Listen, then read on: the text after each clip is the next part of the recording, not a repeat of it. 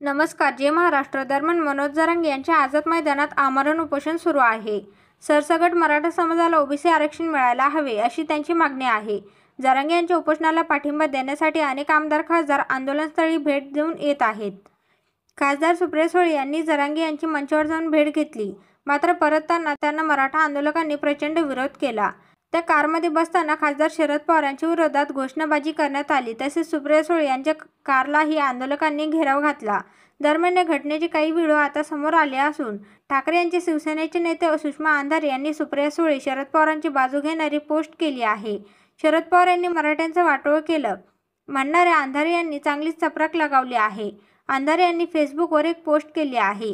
या पोस्टमध्ये अंधारे यांनी शरद पवार यांनी मराठा समाजासाठी काय काय केलं याची सविस्तर माहिती दिली आहे. खासदार सुप्रिया सुळे मराठा आंदोलकांना भेटण्यासाठी गेलेल्या असताना काही लोकांनी त्यांना घेराव घातल्याची बातमी मोठी करून दाखवली जात आहे. ब्रेकिंग न्यूजच्या नावाखाली पवारांनी मराठ्यांचं वाटोळं केलं अशी ही एक बातमी दाखवली जात आहे. खरं तर मी पवारांची अनेक वर्षे टीकाकार राहिली आहे. मात्र पवारांनी मराठ्यांचं वाटोळं केलं हे काही पटण्यासारखं नाही असं सुषमा अंधारे यांनी म्हटलं आहे. महाराष्ट्रात संस्थात्मक कामे उभे करण्यामध्ये पवारांचे योगदान कोणी नाकारू शकत नाही. सहकार क्षेत्राचं जाळं पवारांमुळेच महाराष्ट्रात गावखेड्यापर्यंत पोहोचू शकलं. महाराष्ट्राच्या वेगवेगळ्या जिल्ह्यांमध्ये दिसणाऱ्या मराठा समुदायाच्या शिक्षण संस्था, साखर कारखाने, ऑइल मिल, डाळ मिल, पेपर मिल, दूध डेअरी हे उभं करण्यात नक्कीच पवारांचं योगदान आहे. आज घडीला भाजपाने ज्या अनेक नेत्यांना मांडीवर घेतले आहे ते नेते सुद्धा पवारांनीच उभे केले आहेत असा टोला सुषमा अंधारे यांनी यावेळी लगावला आहे. एकनाथ शिंदे यांची बार्गेनिंग पॉवर झिरोवर आणून भाजपसोबत सत्तेत बसलेले अजित पवार हे शरद पवारांनीच घडवलेले आहेत.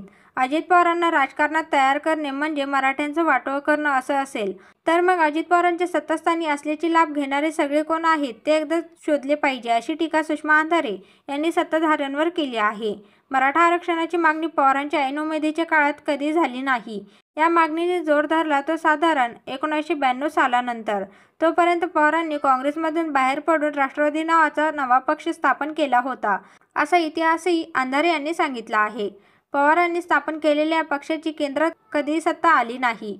इतरांच्या मदतीने केंद्रात सत्तेत एखादे पद नक्की मिळालेले असेल, मात्र संपूर्ण पक्षाची अशी सत्ता केंद्रात कधीही मिळाली नाही. 1995 ते 2005 या काळामध्ये विविध मराठा संघटनांच्या आरक्षणावर चर्चा आणि बैठका जेव्हा सुरू झाल्या, विशेषतः संभाजीनगर येथे क्रांती सेनेचे शालिनी पाटील, मराठा संग्रामचे विनायक मेटे, छावाचे अण्णा जावळे आणि अनेक संघटना जेव्हा एकत्र आले तेव्हा या मंचावर शरद पवारही होते. पण तेव्हा आर्थिक निकषावर आरक्षण मिळाले पाहिजे याची चर्चा सुरू झाली होती. असाही संदर्भ सुषमा अंधारे यांनी यावेळी दिला आहे.